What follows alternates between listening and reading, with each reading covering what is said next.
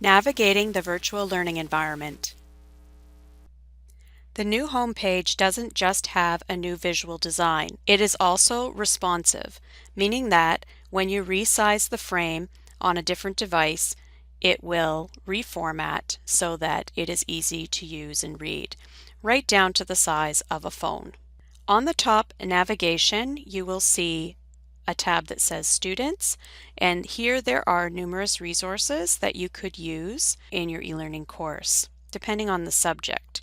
So notice that there is a university style guide here at the bottom. There's a comic making application, a music library, Mindomo brainstorming, Learn 360 videos, as well as Britannica for research, and ArcGIS, which is a geographical mapping tool. To enter your course, go to the waffle menu and then select your course from the menu. Once you have entered your course, you will see a banner, a navigation menu, a news feed, and other widgets in the home page. If you scroll down, you can see those other widgets. Navigation bar. There are 4 tabs on the navigation bar: Learn, Communicate, Assess, and Manage. Under Learn, you will find the tools, Checklist, Content, and Glossary. Under Communicate, you will find Discussions, Email, and News. Under Assess, you will find Dropbox, Grades, Quizzes, Self-Assessments, and Surveys. And under Manage, you will find Calendar, Class List, Class Progress, Edit Course, and Groups. Checklist tool. The checklist tool is one that works across the system, meaning that if you have more than one teacher using checklist, you will find all of your checklists for every course under this tool. So the new student orientation has a checklist. You click it to open it, and it will give you a list of tasks to complete. When you have completed something, you can check it off and save. Note that this is a tool for you to use. Your teacher can only see it if they go into your account to see your activity. So this is for you to keep yourself organized. The teacher provides the checklist and then you check it off. And you might find that your teacher is using it to manage the course. Content tool. The content tool is arguably the most important, as it contains all the information and assignments for you to complete in your course. When you enter the course, you will see this table of contents and you will see your list of activities. You can click any one of them to go to that activity. It's possible that your teacher might be releasing one activity at a time as opposed to leaving the whole course visible. From here, you will be brought to the overview. Then you can navigate to the learning goals, and then the content and the assignment page. Now under content, you will find all the information and links and resources that you will use in the course. On the assignment page, you can see that there are instructions for completing the assignments, as well as the links and resources that you need to complete them. Dropbox or assignments. The Dropbox is where you place your completed work. So your teacher may have you complete assignments that you submit. At some point this is going to be renamed the assignments folder. For now it is still Dropbox. So you would click on the link for whatever unit or activity number and assignment number that you want to submit. And inside that activity, you will be able to add a file, add a comment, even record audio to provide a message to your teacher, and then click Submit. Your teacher will mark your work here, and you will find a feedback link here later. Note that there will also be due dates to tell you when those items are due. At times, though, the teacher uses the calendar instead of assigning a due date on the Dropbox folder. Discussions tool. During your course, there are times that you will be asked to participate in discussions. In the Discussions tool, you will find that they are organized by unit and then by activity number and assignment number. You can go into the discussion, and then start a new thread to create your response. You'll see that it's very much like writing an email. I highly suggest that you write it first in, say, Word or Google Documents, and then copy and paste it over so that you ensure you don't lose your work. If you work directly in here, it's possible, if you lose your internet connection, that you will lose what you have written. Note that here you can also add attachments. You can insert images, insert links, and also even insert YouTube videos. So there are ways to enrich your post by adding those elements. In addition to writing your own post, you will be asked to respond to your peers. You can go to their thread, read what they have written, and then reply to the thread.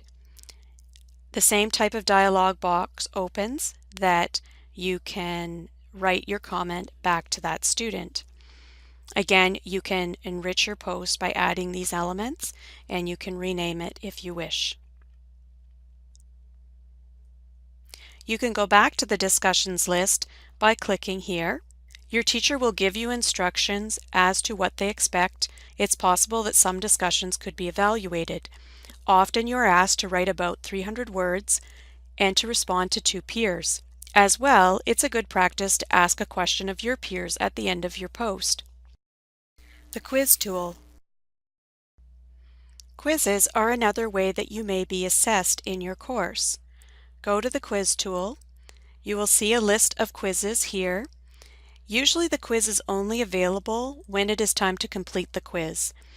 So you might be able to see the lists of quizzes, but you will only be able to click the link and enter the quiz when that quiz is available. Your teacher will tell you when to complete the quiz.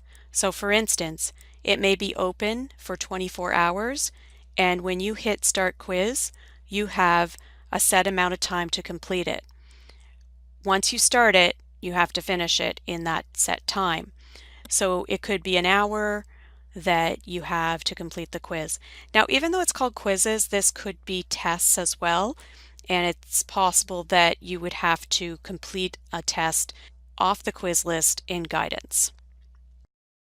The news feed. The news feed is directly on the home page. Note that the most current items are at the top. You will be able to see 5 of the most current newsfeed items on the home page by scrolling down. You can click on Show All News Items, or click on the news link, or the drop-down menu and say Go to the News tool. From here, you can see all the announcements that exist. Note that they are all time and date stamped. Sometimes there are links that go directly to the activities or tools within the course. The newsfeed is the first place you should go to find out what is happening in the course. It's really important that you read the newsfeed regularly. The calendar tool. The calendar tool can be found on the home page. Note that there will be upcoming dates listed on there.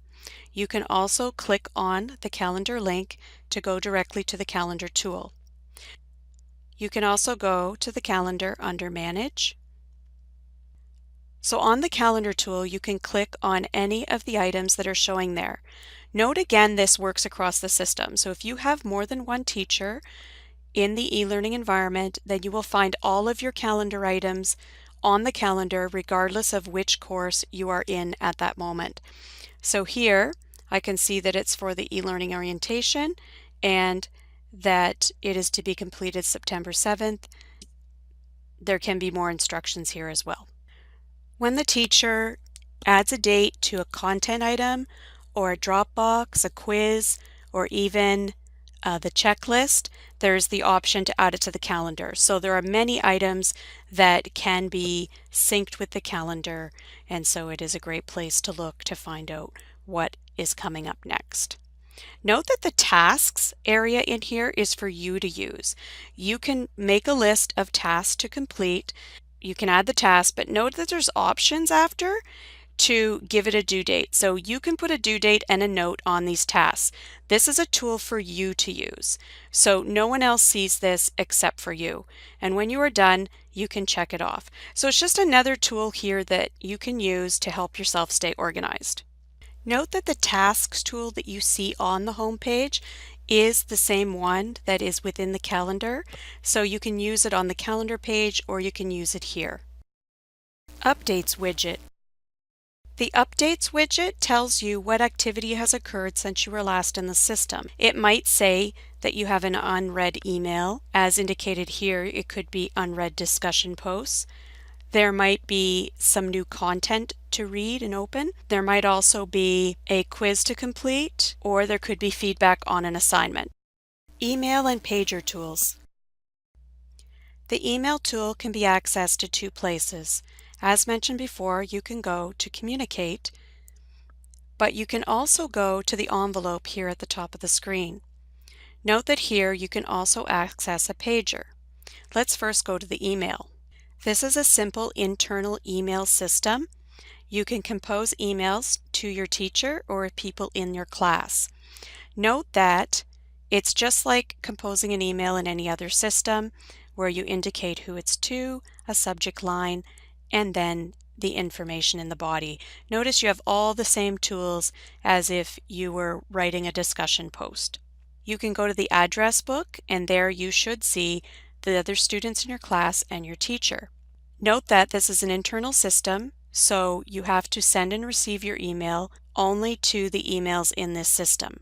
You can email an external email, but that person cannot return email to you. The system will not accept incoming email. Another way that's very easy to email your teacher or your peers is through the class list. Click on the class list and then select the student's name or teacher's name, and it will automatically put their email in the To field. The pager, like the email, is another tool that works across the system. If your teacher is online, they will get your message instantly and they could reply to you, a little bit like instant messaging. Note that not all teachers use this tool, so make sure that you read what your teacher uses for communication, because if they don't use it, they will not see your message. If I go to the class list, I can see the names of the students in the class, as well as my teacher. Grades, class progress, and groups. Just a few notes on the last remaining tools. Grades is a place where you can go to see your marks on certain items. Now, many teachers use Markbook like we do in the schools, and so you won't find anything under grades, but if they are assessing the discussions, there will be marks here to tell you how you did on that discussion task. Class progress is actually your progress in the course. So you will see your own user progress. It gives a variety of stats like how much of the content you've read or how much time you spent online, what Dropboxes are complete or incomplete, and even evaluations that have been complete or not. Your teacher may assign you to a group for a particular task. You will find your group here, and you could have a shared discussion area that only you and your group members can see, or a shared Dropbox that you can all submit work to. Individual user settings. Every student can go under their username to create a profile, choose notification settings, and to choose account settings. So you can choose what notifications you wish to receive, and you can set email notifications. And here you could use a personal email. It's really your choice. You can also get text message notifications. Then down here you can choose what you want notifications for and whether you'd like them to email or SMS messages to your phone. So there's a number of options there that you could choose, like to know when certain content has been created or when a grade item has been released, for instance. Under account settings, you can change your password here. You can also choose your font and font size. So if you prefer a larger font size, that is something you can do for yourself. Just a note on binder. You will notice that when you're in the content area, there is a binder option. So when I'm on an activity, there is a drop-down arrow that has this option to send it to a binder. You could also download it, and if you're on a computer, it will allow you to read it as web pages that are not online. But the binder is also an app on the iPad, and if you send it to the binder, then you can read it offline. So if you know you're going to be somewhere where you don't have internet access, it could be useful to download your content to the binder. Other stuff that may be helpful. The bell indicates any new notification since the last time you've been in the system. You can get back to the home page by clicking the name of the course, in this case, e-learning orientation. If you wish to return to the home page for the organization, you can click the home button, and this brings you back to the main page. To return to any of your courses, you can click the waffle menu and select your course. But note, there is also a My Courses widget on the home page, and it puts your courses in order of most importance or most recent, and so you can click on any of those to go to your course as well. Finally, one last note on the home page, you'll notice here that I have a widget that shows my Google Apps for Education, Mail, Calendar, and Drive. It can be very useful to integrate your Drive with your D2L account. So mine looks like this, but yours likely has a link that you can press that you can then link your account. And when you go to that page to link your account, check to make sure that it looks exactly the same as your Gaphy email, and then you can click to submit or to save, and it will walk you through some steps to basically authorize that your two accounts can be connected. If you have your Google Drive integrated, you can do work in Google Docs, for instance, and then when you go to the Dropbox, you are able to grab that assignment from your Google Drive, and it will convert it into a comparable Microsoft file. So it's a very useful item to have activated, but it has to be completed by the individual user. I hope that this video has helped you get a better understanding of the e-learning environment. You should now go to the first activity of the orientation module.